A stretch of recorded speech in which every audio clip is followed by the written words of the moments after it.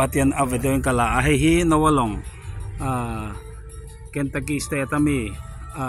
en turin kan kala hi apuile maya no ne na pathian in long tura thua pekha he ka thian pa reverend lam ning thang anen kan bakal hawa anin an la vesela tahi nawalong pathian in no ne na long tura thua pekha adung le awang te asan zong te po hi no ne na pathian in genesis sa alopek angkha ani nan soya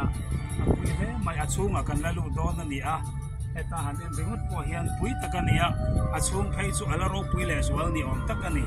achunga nung cha bin reng te pathian da kha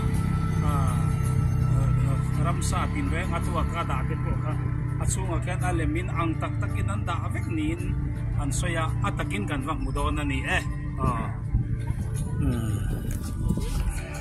kita kiste security